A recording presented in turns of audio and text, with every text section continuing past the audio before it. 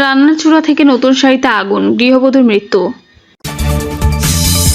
জানাবো বিএনপি কেন মিডিয়া ট্রায়ালের শিকার,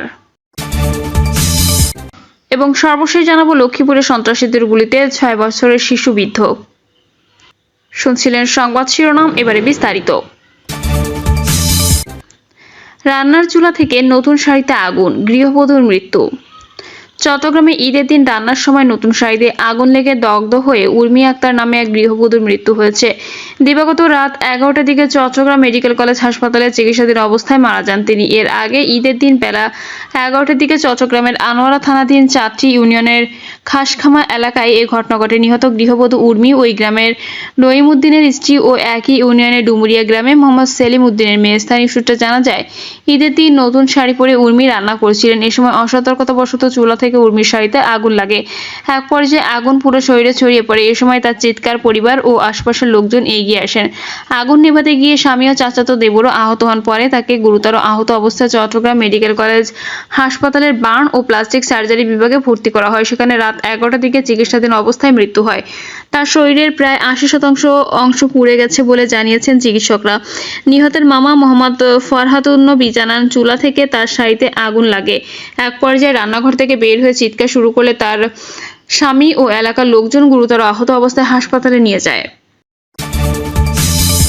বিএনপি কেন মিডিয়া ট্রায়ালের শিকার?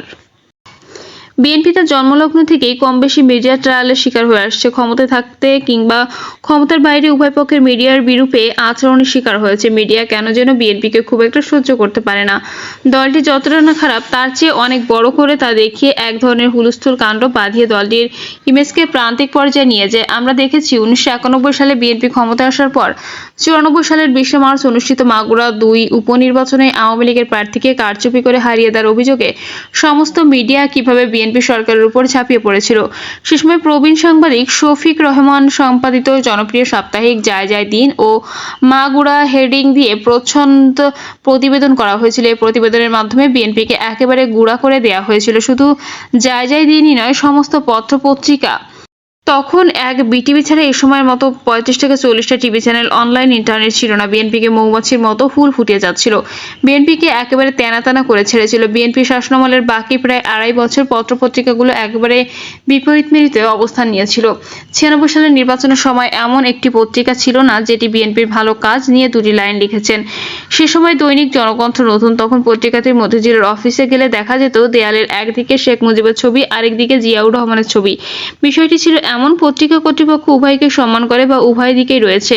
অথচ 96 সালের নির্বাচনের সময় পত্রিকাটি একচোখা হয়ে বিএনপির বিরুদ্ধে প্রতিদিন ব্যানার হেডিংয়ে নেতিবাচক প্রতিবেদন প্রকাশ করেছে। যদিও ধরে নেওয়া হয় বিএনপি খারাপ করেছে, ঠিক আছে, সেই খারাপটুকু লিখুক, তা না, যতটুকু খারাপ করেছে তাকে ফুলিয়ে ফাঁপিয়ে এমনভাবে উপস্থাপন করা হয়েছিল যে বিএনপির মতো খারাপ দল পৃথিবীতে আর একটিও নেই। শুধু জনকণ্ঠ নয়, অন্য সব পত্রিকার বিএনপির বিরুদ্ধে দাঁড়িয়ে যায়। অর্থাৎ বাংলাদেশের সব মিডিয়া একদিকে, বিএনপি সরকার আরেকদিকে।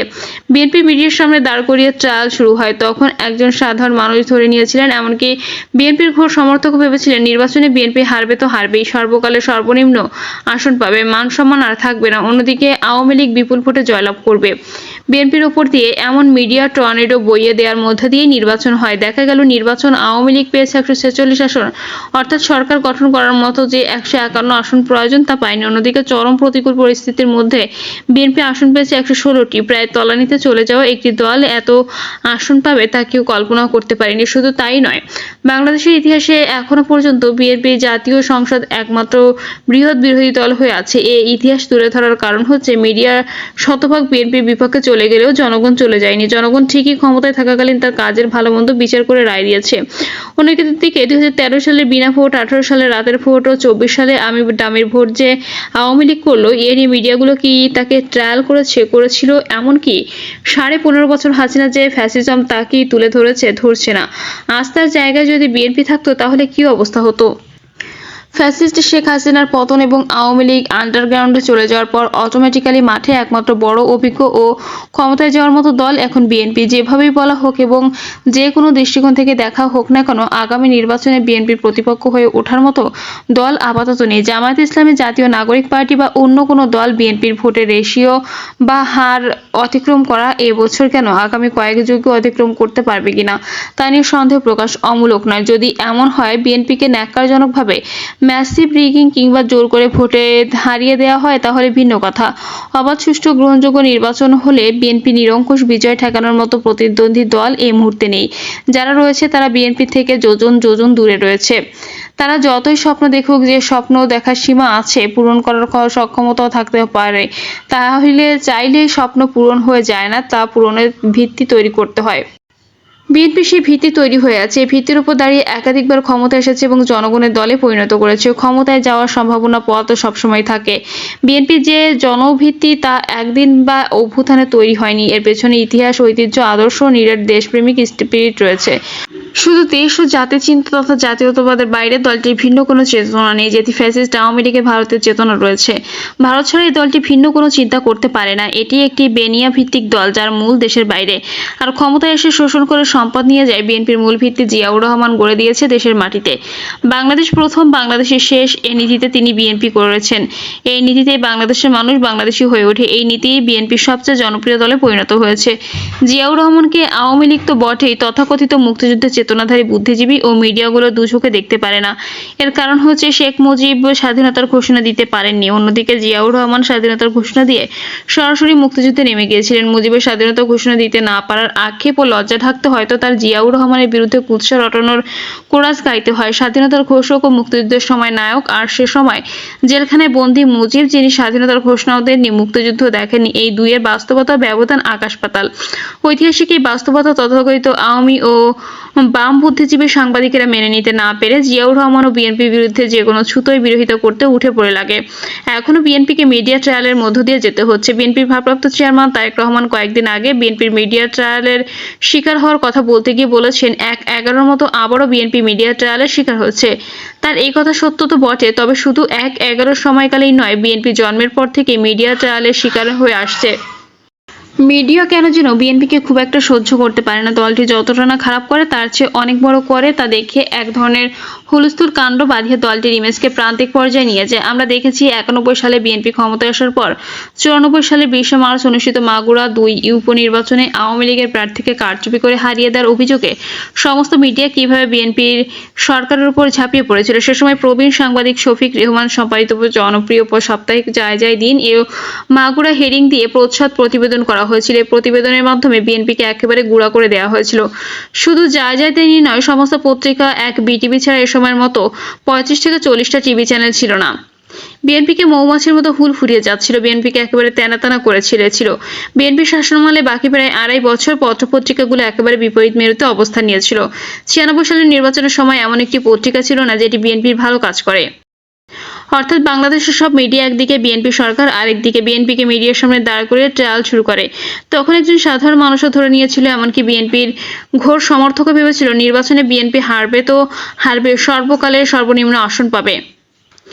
এমনকি এরশাদ বিরোধী আন্দোলনে বেগম খালেদা জিয়া যে আপসহীন সংগ্রাম করেছে, সে সংবাদও সে সময় খুব একটা গুরুত্ব দিয়ে প্রকাশ করা হতো না। অন্যদিকে যে শেখ হাসিনা, এরশাদের অধীনে যারা নির্বাচনে যাবে তারা জাতীয় বেঈমান হবে বলে নিজেই জাতীয় বেঈমান হয়ে নির্বাচনে চলে গেছেন, তার সংবাদ সে সময় ফলাও করে প্রচার করা হতো। সে সময় পত্রপত্রিকাগুলো দেখলেই তা বোঝা যায়। তবে এক্ষেত্রে জনগণের কাছে বিএনপি চিরজীবন কৃতজ্ঞ হয়ে থাকতে হবে। জন্মগতভাবে মিডিয়া ট্রায়ালের শিকার বিএনপিকে জনগণ ঠিকই ভালোবেসেছে, ভোট দিয়ে ক্ষমতা এনেছে। এক্ষেত্রে বিএনপিকে সৌভাগ্যবান বলতে হয়। দুর্ভাগ্য হচ্ছে মিডিয়া ভাগ্য, বুদ্ধিজীবী ভাগ্য। তারেক রহমান এ সময়ে কেন বিএনপির মিডিয়া ট্রায়ালের কথা বলছেন, এর কারণ কি? কারণ স্পষ্ট। ৫ই আগস্ট ফ্যাসিস্ট শেখ হাসিনার পতনের পর মাঠে বিএনপি ছাড়া বড় ও ক্ষমতায় যাওয়ার মতো দল আর নেই।